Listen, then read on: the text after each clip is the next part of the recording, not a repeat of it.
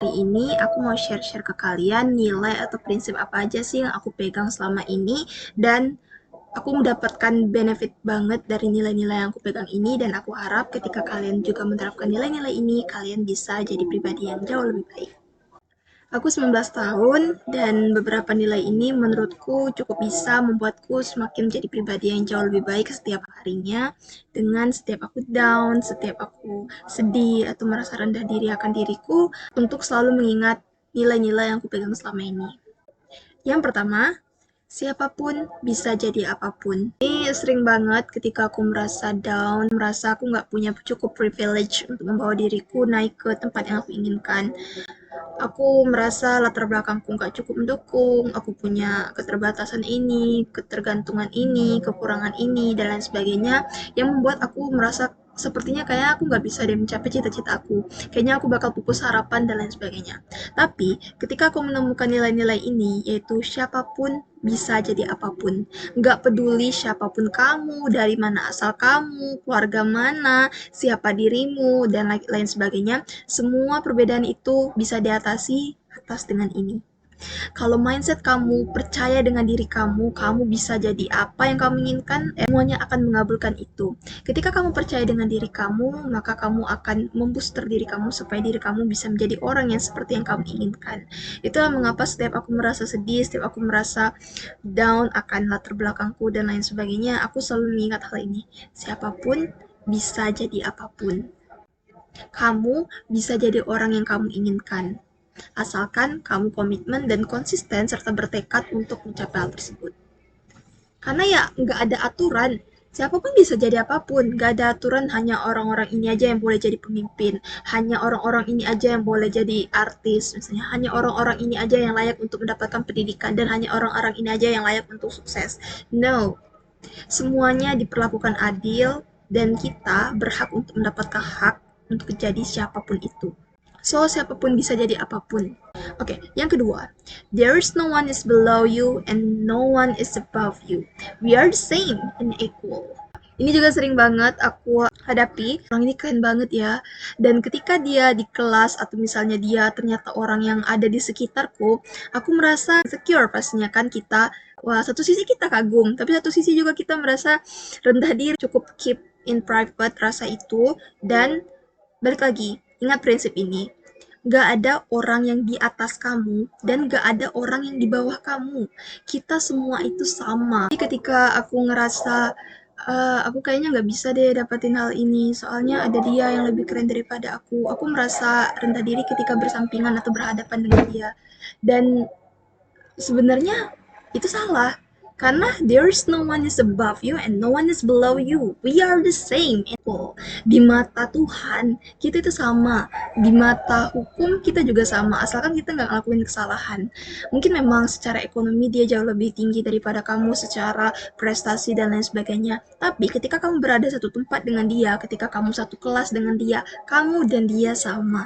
Kita semua sama, nggak ada yang beda. Stop untuk ngerasa aku di bawah dia, aku nggak lebih unggul dari dia, atau jangan juga merasa aku lebih tinggi derajatnya daripada mereka semua. Itu juga nggak boleh, itu namanya sombong ya. Dan kita harus banyak-banyak berpikir seperti itu. Ketika kamu merasa rendah diri, jangan pernah berpikir ada orang yang lebih dari atas kamu. Karena kita semua sama, kita semua setara, dan kita diperlakukan adil dan sama rata. Nah, ini berkaitan juga dengan personal branding. Ketika kita melihat ada orang yang bahkan tanpa berjuang pun, dia sudah mendapatkan kesempatan itu bisa jadi karena perjuangan dia selama ini yang kita nggak tahu gitu.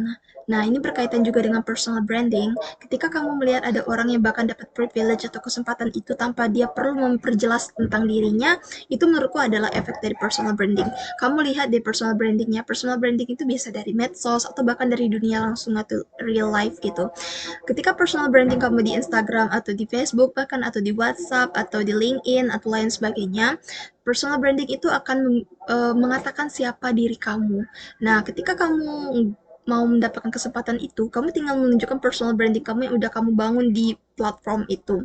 Jadi orang nggak harus mengenal kamu secara langsung, tapi dia bisa melihat preview diri kamu di media sosial. Atau bahkan juga ada personal branding yang secara langsung, yaitu dari mulut ke mulut. Oh, aku lihat orang itu keren loh, dia ngomongnya lancar gitu, dia orangnya pintar secara akademik gitu, oh dia jago olahraga gitu, dan sebagainya. Dan menurut aku inilah benefit dari personal branding. So, jangan ragu untuk menunjukkan bakat kamu. Jangan ragu untuk menunjukkan kegiatan kamu, jati diri kamu, dan lain sebagainya. Ada orang-orang yang mungkin konteksnya memang private life gitu kan, private medsos dan lain sebagainya. Ya aku nggak juga misalnya menyalahkan akan hal itu, karena ya setiap orang punya persepsi, pendirian, dan pendapatnya masing-masing. Tapi bagi kamu yang pengen personal brandingnya itu terbangun gitu, kamu perlu menunjukkan skill dan kemampuan bakat kamu. Gak peduli bakat kamu masih level bawah kah atau lain sebagainya kah, yang penting update aja, personal brandingin aja, di branding aja, hal apa sih yang bisa jadi nilai bagi kamu, hal apa sih yang bisa kamu jual ke orang lain. Nah, lewat personal branding itulah kamu menunjukkan siapa diri kamu, apa kemampuan kamu, apa bakat kamu, dan apa yang bisa kamu jual untuk dunia nantinya gitu. Nah, lewat personal branding itu menurut aku benar-benar berimpact banget. Aku yang awalnya dulu sedikit menyesal karena waktu aku menjadi ketua OSIS, waktu aku punya banyak prestasi, aku sama sekali nggak ada update di Instagram, di WhatsApp tuh jarang banget. Kayak aku nggak sama sekali brandingin hal itu. Jadi ketika aku sadar betapa pentingnya personal branding sekarang, aku sedikit nyesal karena aku harus cari prestasi lain gitu menunjukkan personal brandingku. Bedain antara pencitraan dan personal branding. Pencitraan itu posisi ketika kamu pura-pura ngelakuinnya, padahal di real life kamu nggak benar-benar ngelakuin hal itu. Ketika di media sosial, misalnya kamu nge-gym tuh di media sosial, foto kamu nge-gym di media sosial. Tapi secara real life, ternyata kamu nggak benar-benar nge-gym gitu. Kamu cuma nge-gym foto sebentar, terus kamu pulang. Itu namanya pencitraan. Ketika kamu nggak benar-benar ngelakuin hal yang kamu post di media sosial. Bedain dengan personal branding. Kalau personal branding itu ketika kamu, misalnya kamu membaca buku gitu, dan kamu foto buku itu, terus kamu personal brandingin, itu bentuk dari hobi dan kegiatan kamu sehari-hari gitu. Kamu boleh post karena kamu pada akhirnya benar-benar bertanggung jawab dan benar-benar membaca buku itu.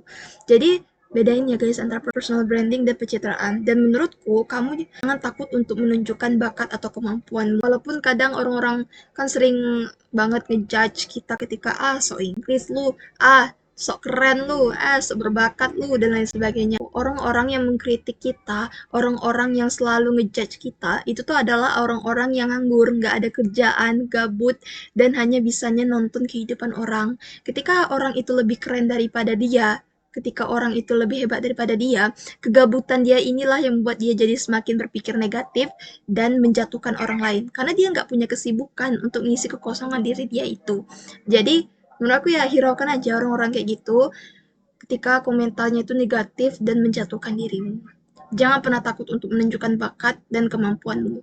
That's really important to build your personal branding. Selanjutnya, nilai keempat yang aku pegang dalam diriku adalah setiap aku merasa apakah aku akan jadi orang gitu apakah aku akan membanggakan orang tuaku, apakah aku akan jadi orang yang berguna, apakah nanti di akhirat ada sesuatu yang bisa aku bawa, dan inilah kesimpulan yang aku dapatkan dari nilai itu.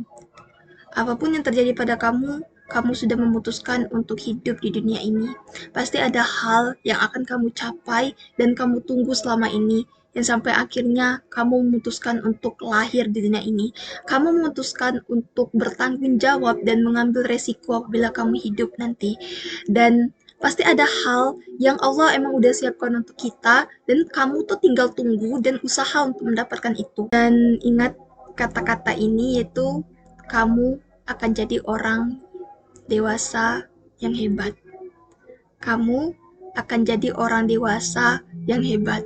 Wow, aku baca kata-kata ini dari Paman Bill. Kalau kalian tahu webtoonnya Cry or Better Yet gitu ya, kalau aku nggak salah, atau Back Yet gitu, pokoknya webtoon.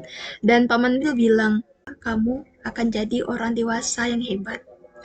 Wah, aku langsung kayak selama ini tuh aku tuh kurang sebenarnya ya, aku tuh agak kurang deket gitu sama kakekku.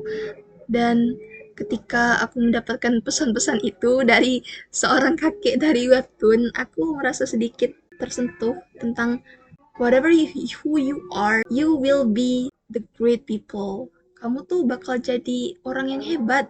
You will be the good person. Dan nggak perlu kamu khawatirin gitu. Nah, semuanya udah diatur, semuanya udah rencanakan, semuanya udah ditata. Kamu tuh tinggal ngejalanin dan ngelakuin itu aja. Dan berserah diri kepadanya. Poin kelima selanjutnya adalah sopan dan berbaik hatilah kepada orang tuamu. Karena dia semakin hari semakin tua. Ini sering banget ya kita sebagai anak remaja gitu. Kadang kita lupa akan ngabarin orang tua, minta izin sama orang tua, lupa untuk minta maaf sama orang tua. Bahkan kita kadang lebih akrab sama teman daripada orang tua. Nggak peduli kayak gimana parenting orang tua kamu, mau sekasar apa mereka, mau nggak ngerti mereka nge-parenting kamu, nggak peduli apapun itu, mau senyaman apapun teman kamu, pada akhirnya kamu tetap akan kembali pada orang tua kamu. That's your parents. Mereka yang melahirkan kamu, mereka yang ngerawat kamu, mau sengerti apapun orang sama kamu, mau pengertian apa, mau sesayang apa orang lain sama kamu, masih tetap akhirnya kamu kembali sama orang tua kamu. So, jangan sama sekali kamu menyakiti orang tua kamu dengan sengaja, dan usahakan kontrol tindakan, ucapan, perbuatan yang kamu lakukan sama orang tua kamu. Karena mereka makin hari makin tua, guys. Kita makin hari semakin dewasa, mereka semakin hari semakin tua. Mari kita sama-sama untuk berjuang untuk membanggakan orang tua kita. Selagi mereka masih ada di sisi kita, mari kita lakukan yang terbaik untuk mereka. Oke, selanjutnya yaitu lakukan apapun yang pengen kamu lakukan. Just do it. Whatever you wanna do, just do it. Banyak banget pertimbangan yang bikin kita akhirnya membatalkan apa yang sudah kita rencanakan. Dan ini sering banget ketika aku banyak keraguan kayak bikin konten doang, kayak bikin video kayak gini. Aku banyak banget keraguan kayak yang aku sampaikan ini sebenarnya berbobot nggak sih? Yang aku sampaikan ini kira-kira nantinya ada efek atau dampak manfaatnya nggak sih bagi orang? Dan itu tuh sering banget jadi overthinking aku. Kadang aku akhirnya retake atau nggak mau take video lagi atau kayak selalu ragu akan diriku. Yang akhirnya aku nggak mulai-mulai gitu. Nah, seperti nunggu momen dulu untuk mendapatkan apa yang aku inginkan. Untuk melakukan apa yang aku inginkan, aku menunggu momen yang paling tepat dulu. Itu salah sebenarnya guys, karena mulai aja dulu. Jangan hanya keraguan yang tiada akhir, kamu akhirnya berhenti. Jadi, menurutku, apapun yang pengen kamu lakukan, apapun yang kamu kompeten akan hal itu, apapun yang sedang kamu pelajari, dan pengen kamu selesaikan hari itu, just do it. Hanya lakukan. Mulai aja dulu. Bagi kalian misalnya yang punya PR atau tugas gitu, saranku adalah ketika kamu benar-benar malas untuk melakukan hal itu, coba lakuin 2 menit pertama. 2 menit pertama itu apa? Ketika kamu misalnya lagi males gitu ngerjainnya, kamu coba setel alarm kamu 2 menit, lalu kamu kerjain. Paksain diri kamu untuk mengerjakan hal tersebut. Nah, ada 2 respon nantinya dari 2 menit itu ketika kamu mendengar alarmnya. Yang pertama, kamu akan males gitu. Kayak, oh udah 2 menit ya, ya udah deh lanjut aja tidur lagi. Berarti kemungkinan fisik kamu atau mental kamu lagi nggak baik-baik aja. Berarti kamu harus istirahat. Istirahat di sini dalam artian jangan sama sekali lihat handphone atau lain sebagainya. Kamu bisa makan, kamu bisa tidur, yang benar-benar restart, yang benar-benar istirahat gitu. Nah, yang kedua, ketika kamu mendengar alarm dan kamu merasa cepat banget alarmnya, lanjutin aja lah, matiin alarm dan lanjutkan pekerjaan. Akhirnya, kamu bisa menimbulkan mood kamu, yang awalnya kamu harus nunggu certain moment dulu, menunggu momen yang tepat dulu, baru melakukannya. Tapi dengan teknik 2 menit ini, kamu bisa coba paksa diri kamu dulu untuk kerjain aja dulu, timbulin aja mood dulu, paksain untuk menimbulkan mood kamu, baru akhirnya kamu langsung mengerjakan hal itu. Karena sebenarnya kamu itu udah siap, tapi karena kamu terlalu banyak ragu dalam hal itu, jadi kamu selalu menunda sampai akhirnya nggak kejadian. Dan akhirnya kamu nggak bisa menunjukkan performa terbaik dari tugas atau apa yang pengen kamu lakukan. Selanjutnya adalah aku pengen bilang kalau gagal, kecewa, sedih, hal-hal di luar ekspektasi, hal-hal yang bikin kamu sakit hati, itu adalah part of your process. Part dari proses kita. itu adalah bagian dari proses yang memang harus kita lewati, yang memang harus kita jalani, yang memang harus kita hadapi. Karena kalau misalnya kamu mau loncat dan nggak mau ngerasain hal itu, kamu mungkin nggak akan bisa mencapai titik kamu untuk mencapai kesuksesan itu. Jadi, hidup ini tuh nggak hanya tentang bahagia dan sedih. Malah kalau hidup kamu flat, itu juga nggak terlalu enak loh guys. Karena kayak flat tuh bosen gitu. Manusia itu suka suatu hal yang up down gitu. Nah, jadi pahami bahwa hidup itu nggak selamanya bahagia. Kita bisa merasakan kebahagiaan dengan merasakan kepahitan terlebih dahulu, bukan? Dan ketika kamu merasakan kesedihan, kekecewaan, kemarahan, komentar negatif, kegagalan, itu adalah part of your process to be the success. Nggak ada orang sukses yang nggak mengalami kegagalan. Jadi kalau kamu pengen sukses, kalau kamu pengen jadi orang, kamu harus melewati kegagalan itu. Dan ingat, semua kegagalan, semua kesedihan, semua hal yang bikin kamu gak nyaman, itu semuanya akan berlalu. Karena itu tuh sama kayak cuaca hujan buruk itu, yang ya pada akhirnya hujannya tuh cuma sebentar gitu. Terus nanti akan ada pelangi dan matahari yang menyinari kita lagi. Terus ini juga yang sering banget aku rasain, yaitu aku bersyukur tapi insecure. Paham gak sih yang kayak ketika aku udah melatih skill dan kemampuan aku, tapi ternyata tetap ada orang-orang yang jauh lebih hebat, jauh lebih berkompeten daripada aku. Ya balik lagi ke prinsip yang udah aku sampaikan tadi, bahwa ya mungkin orang-orang itu bahkan udah latihan berapa tahun yang lalu gitu. Mungkin dia udah persiapan beberapa minggu, beberapa bulan, atau itu adalah hasil dari perjuangan dia selama ini yang kita nggak tahu perjuangannya gimana kan. Dan ketika aku yang hanya belajar misalnya hanya 3 bulan gitu, dan aku iri dan aku merasa aku nggak lebih hebat daripada dia, nomor satu adalah itu adalah hal yang wajar. Karena ya mungkin dia udah berjuang sebelum kamu, dia udah mulai sebelum kamu. Dan yang kedua, tiap orang itu udah punya kompetensinya masing-masing. Kita semua dicipta indah dengan cara yang berbeda. Kita semua punya bakat, kita semua punya kemampuan, dan kita semua punya privilege masing-masing. Yang dimana kita nggak bisa komparasikan antara aku dan kamu dan dia, dan lain sebagainya. Karena kita semua punya cerita, kita semua punya masalah, dan kita semua punya opportunity masing-masing. Jadi menurut aku, kita semua dicipta dengan indah dengan cara yang berbeda.